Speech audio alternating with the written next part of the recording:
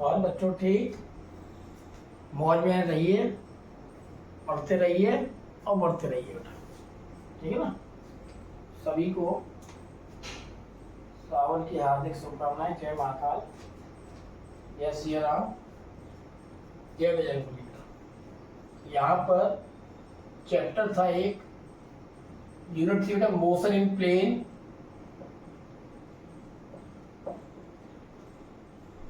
Class 11th है ना बेटा। चैप्टर 4 था ये, चैप्टर 4।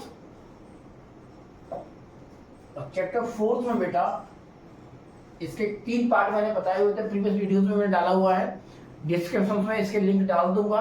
आप ये वीडियो देखने से पहले प्लीज उन वीडियो को जरूर देखिएगा, तभी ये वीडियो समझ में आएगा, ठीक है ना।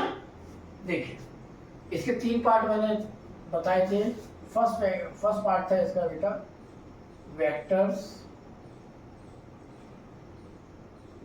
ये भी प्रोजेक्ट में यही वीडियो चल रहा है अभी। सेकंड पार्ट है बेटा प्रोजेक्टाइल मोशन,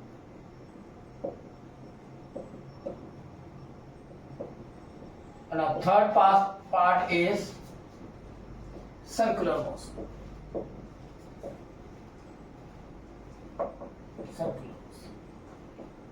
ठीक है ना।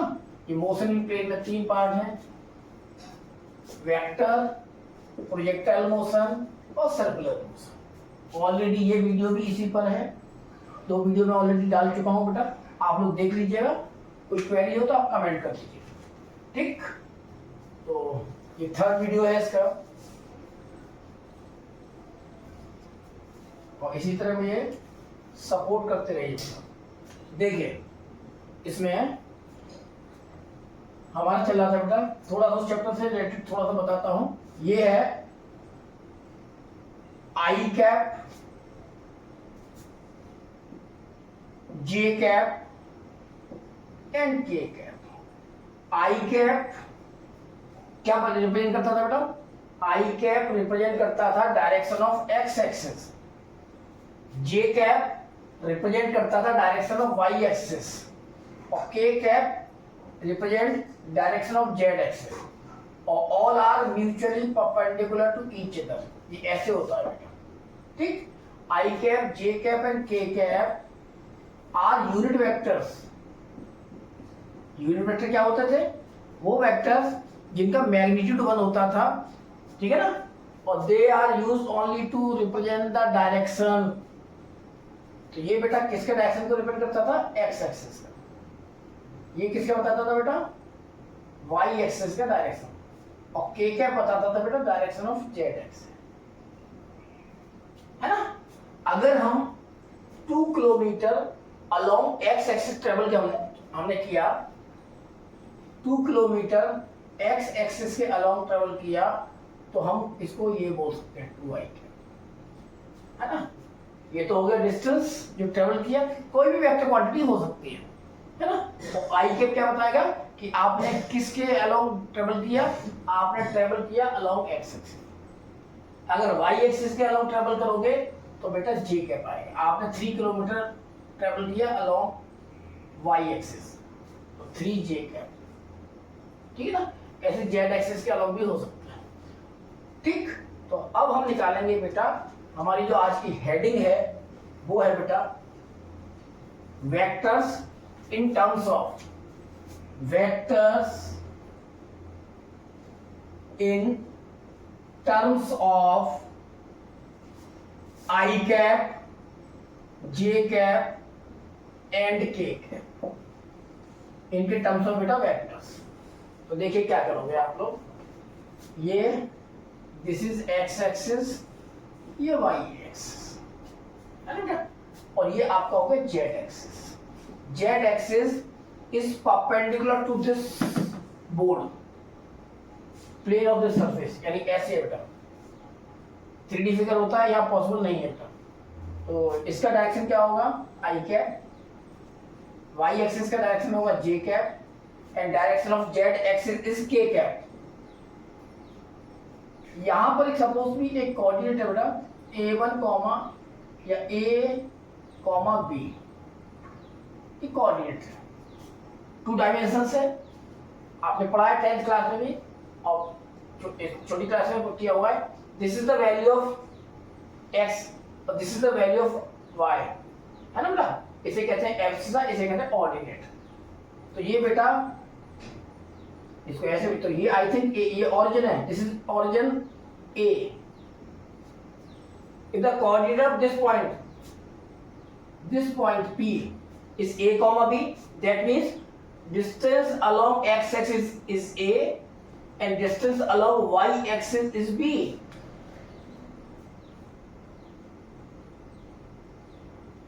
ये B है बेटा, है ना। अब इसको कन्वर्ट करना हमको वेक्टर फॉर्म में। तो वेक्टर फॉर्म में दो चीज होती है, न्यूमेरिकल वैल्यू एंड डायरेक्शन। तो बेटा यहाँ इस पॉइंट के लिए along x axis numerical value तो ये है, डायरेक्शन क्या होगा आई कैप, ये रहा। तो ये वेक्टर यहां से यहां तक ये वेक्टर होगा वो हो जाएगा a I cap. Z Y axis के अलोंग डिस्टेंस बी और वाई एक्सिस का डायरेक्शन क्या होता है बेटा जे कैप। तो ये हो जाएगा बी इंटू जे कैप, ठीक है ना। एक वेक्टर ये हो गया, एक वेक्टर ये हो गया। इस पॉइंट का ऑरिजिन के रेस्पेक्ट में रिजल्टेंट वेक्टर जो होगा बेटा वो हो जाएगा दिस प्लस दिस, यानी a I cap plus B J cap. तो ओपी वेक्टर जो होगा वो होगा a I cap plus B J cap, ठीक है। मुझे इसका चाहिए मॉड्यूलस बेटा। मॉड्यूलस कुछ लोग मैग्नीट्यूड भी बोलते हैं। मॉड्यूलस ऑफ ओपी वेक्टर, इसका सिंबल होता है ये, इट्स फ्री फ्रॉम एरो। और इसको आप इस टाइप से भी ऑल्सो रिप्रेजेंट बाय दिस, ये हो जाएगा a I cap plus B J cap. तो when the vector is given in terms of I cap and j cap, तो बेटा आप क्या करोगे, root multiple of i square यानी ए स्क्वायर प्लस जे के मल्टीपल का स्क्वायर, ये फाइनल होता है ना। एग्जाम्पल बता देता हूं इसके लिए। इफ आपको कोई वेक्टर दिया हुआ है, सपोज करो ओपी वेक्टर दिया हुआ है 3i cap plus 4j cap. आपको इसका बताना मैग्नीट्यूड या मॉड्यूलस। तो modulus of OP vector like this is equal to 3i cap plus 4j cap modulus. और बेटा इसकी वैल्यू क्या होगी, देखिए a I cap plus B J cap क्या था, रूट आई के मल्टीपल का स्क्वायर प्लस जे के मल्टीपल का स्क्वायर। तो यहाँ क्या होगा, रूट आई का मल्टीपल क्या बेटा 3 का स्क्वायर प्लस 4 का स्क्वायर। तो ये हो जाएगा, आप करिएगा 9 प्लस 16, दिस इज रूट 25 और रूट 25 कितना होता है 5 इज द मॉड्यूलस। अब मुझे अगर डायरेक्शन चाहिए, ओनली डायरेक्शन, तो देखो डायरेक्शन कैसे निकलेगा। इस वेक्टर का मुझे केवल डायरेक्शन चाहिए, मैग्नीट्यूड नहीं चाहिए। और डायरेक्शन को कौन डिपेंड करता है, यूनिट वेक्टर। तो आपको यूनिट वेक्टर चाहिए along OP. Direction of OP vector is, आप ऐसे लिख देना, OP cap is equal to vector OP vector upon modulus of OP vector. किसी भी वेक्टर में अगर उसके मॉड्यूलस का डिवाइड करोगे तो बेटा उसका डायरेक्शन आ जाता है, जिसको आप लोग यूनिट वेक्टर से रिप्रेजेंट करते हैं। चलिए ओपी वेक्टर आपको मालूम था, ये रहा देखिए 3i cap plus 4j cap over OP vector का modulus of OP vector is 5, बस यही हो गया। और आपको लिखना है तो आप ऐसे लिख दो 3/5 आई कैप प्लस 4/5 जे कैप, ये है बेटा, ठीक। चलिए अब आगे देखिए मैं और क्या करता हूं इसको। ये तो था 2D बेटा। अब आपको मान लो यहां पर एक पॉइंट है स्पेस में, यहां पर है ना, और इसके कोऑर्डिनेट्स है A B C, A comma B comma C. तो देखिए क्या होगा, ये ए ये बी और ये सी होगा बेटा, ये सी होगा। This is the distance along Z axis, ये सी होगा। पर स्पेस में कैसे बना, तो हम यहाँ कंसीडर करते हैं ये बेटा,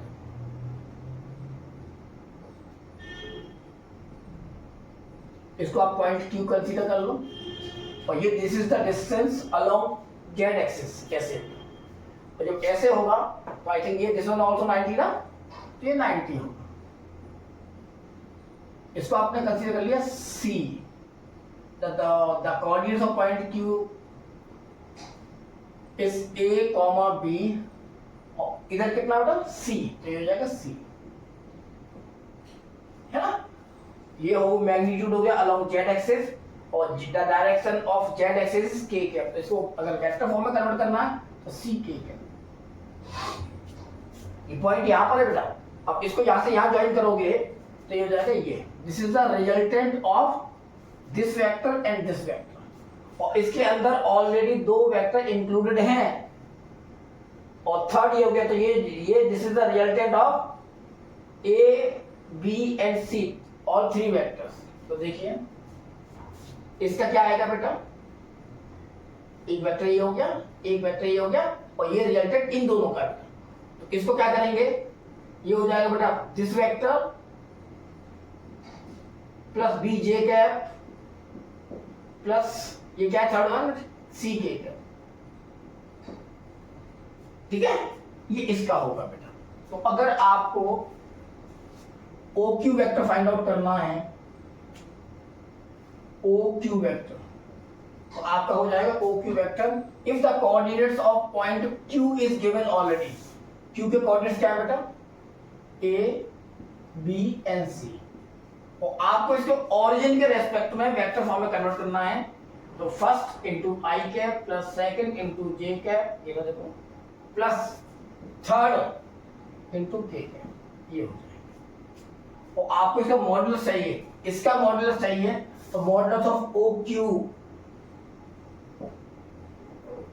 ओ क्यू, ओ क्यू, तो आप क्या करोगे, modulus of A I cap plus B J cap plus C K cap, कुछ नहीं होगा, सिर्फ इतना हो जाएगा आपका root I A square plus B square plus C square, ठीक है ना। अब सपोज एक एग्जांपल बताता हूं, इफ ओ क्यू वेक्टर, यानी ये जो वेक्टर है वो है 3i cap plus 4j cap plus 5k cap, ये वेक्टर है, मुझे इसका मॉडुलस निकालना है, इसका मुझे मॉडुलस निकालना है। To find out the modulus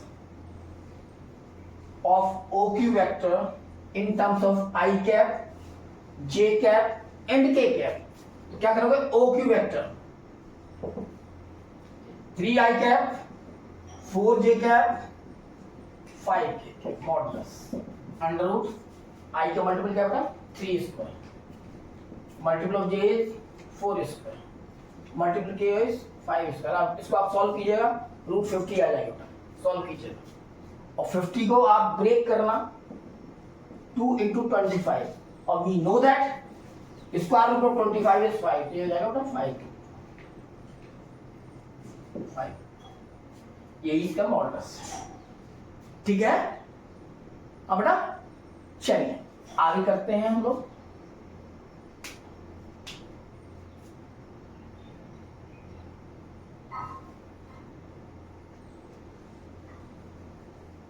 कोई अगर क्वेरी है इसमें, कोई स्टेप में दिक्कत है, समझ में नहीं आया, आप कमेंट कीजिएगा, मैं नेक्स्ट वीडियो में फिर बताने की कोशिश करूंगा।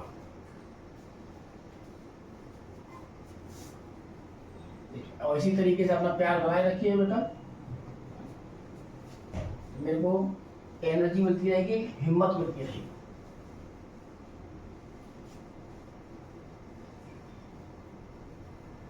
देखिए अब आपका है ये बेटा, ये बहुत है, वेक्टर एडिशन लॉ, बहुत इंपॉर्टेंट है, ऑफ पैरेललोग्राम।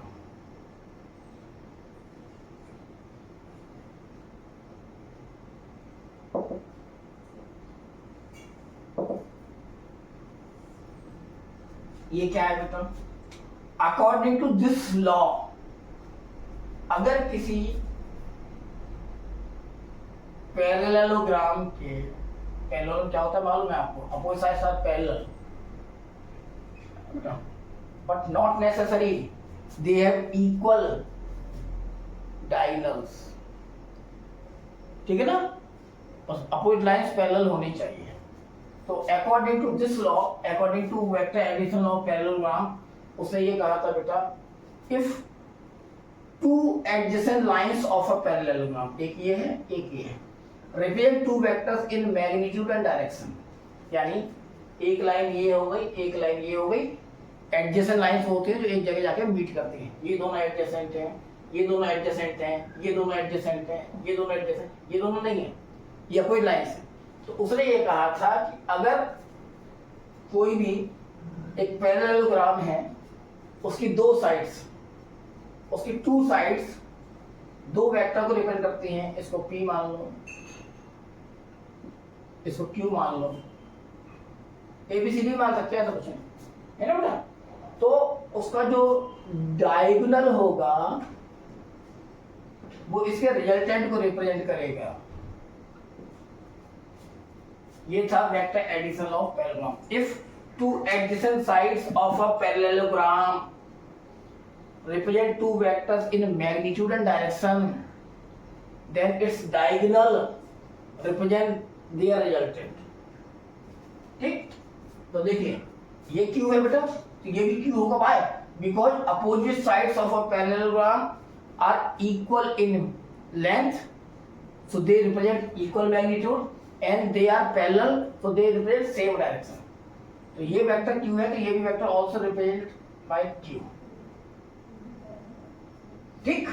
तो अगर इसको देखा जाए बेटा, इसको कुछ नेमिंग कर देते हैं हम लोग, A, B, C and D, ठीक।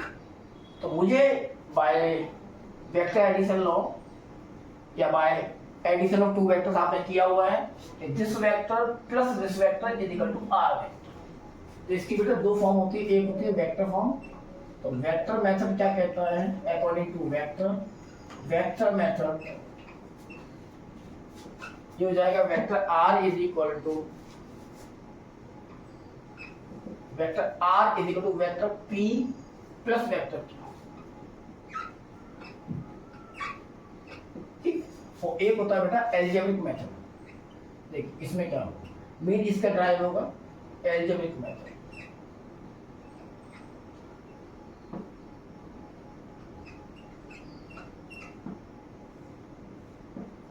देखिए एल्जेब्रिक मेथड में बेटा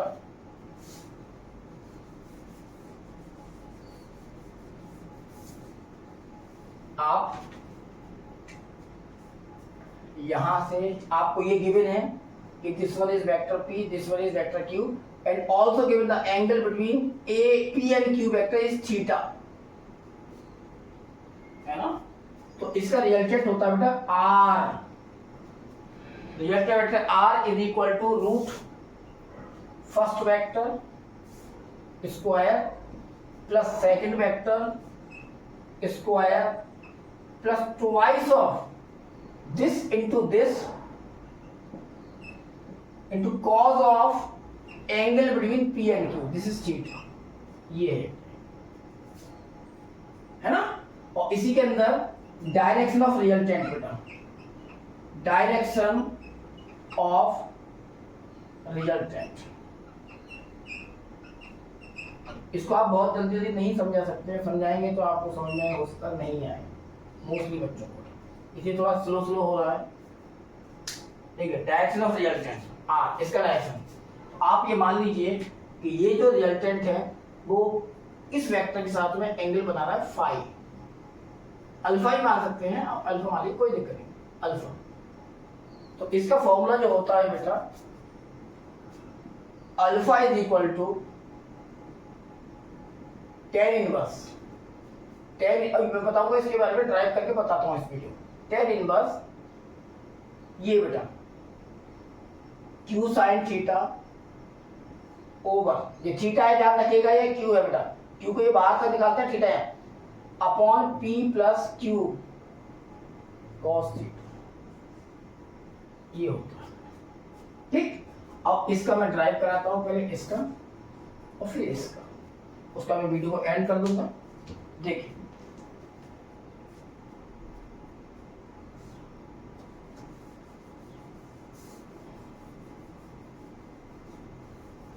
कैसे होगा, बहुत इजी है। इसमें थोड़ा सा कंस्ट्रक्शन होगा। आप यहां से बेटा इसको ऐसे नॉर्मल डालिएगा, इसको एक्सटेंड कीजिएगा, ये 90 होगा।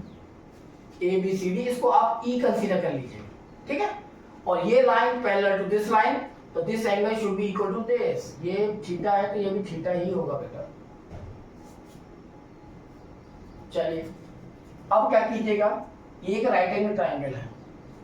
In right triangle BEC, BEC क्या करोगे, इट्स मैग्नीट्यूड क्यू। आप इस ट्राइंगल को लो बेटा, और इस ट्राइंगल के अंदर अगर आप cos थीटा लोगे तो आपने पा हुआ 10th क्लास में आपने किया है, cos theta equal to base upon hypotenuse. तो base for this angle, base here अपना BE upon hypotenuse is this one, this is Q. तो बीई हो जाएगा बेटा, therefore BE is equal to Q cos theta. तो ये होगा बेटा क्यू cos थीटा, ये यहां से आता है पी।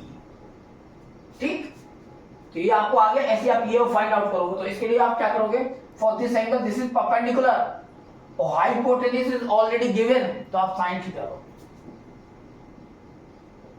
परपेंडिकुलर कितना बेटा, सीई, और हाइपोटेन्यूज इज क्यू, तो CE is equal to Q sine theta. ठीक है, CE is equal to Q sine theta. अब आप क्या करोगे, देखिए in right triangle A E C, ये देखिए A E C, by using Pythagoras theorem hypotenuse square is equal to base square plus perpendicular square. ये हाइपोटेन्यूज होगा ना, opposite side 90 degree chord is hypotenuse. ठीक है, the value of AC is given, that is r square AE। बेटा AE ये है, देखो ये कितना होगा, ये P है, और ये बेटा Q cos थीटा है, ये Q cos थीटा। तो पूरा हो गया बेटा P plus Q cos theta whole square plus CE, देखो बेटा ये C Q sin theta, Q sin theta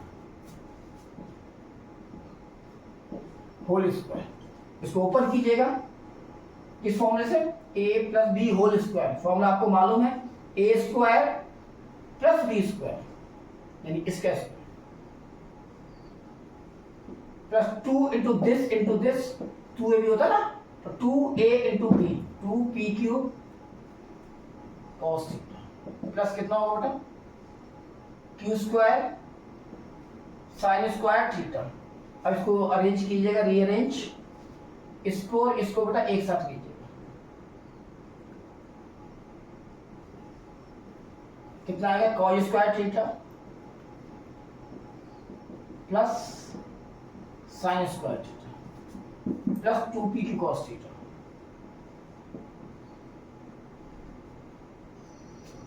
R square is equal to P square plus, इसको बेटा 1 कहते हैं, आपने किया हुआ 10th क्लास में भी किया हुआ आपने ट्रिग्नोमेट्री में, और 11th में भी पीसीएम वाले बच्चे मैथ में करेंगे। क्यू स्क्वायर ये 1 हो गया बेटा प्लस 2pq cos थीटा। देखिए स्क्वायर रूट कीजिएगा, रूट आ जाएगा, r is equal to root P square plus Q square plus 2pq cos theta. यही फॉर्मूला था ना। थीटा क्या है भैया, theta is the angle between two vectors p and q। अब इसका कंडीशन हो सकती है, कंडीशन क्या होगी, कंडीशन क्या हो सकती है बेटा, हो सकता है दोनों वेक्टर्स पैरेलल हो एक दूसरे के, है ना। दोनों वेक्टर पैरेलल हो गए। फर्स्ट, अगर वेक्टर्स पैरेलल है ऐसे करके, तो इनके बीच में एंगल 0 होगा, एक P है और एक बटा Q है। तो इसमें इफ T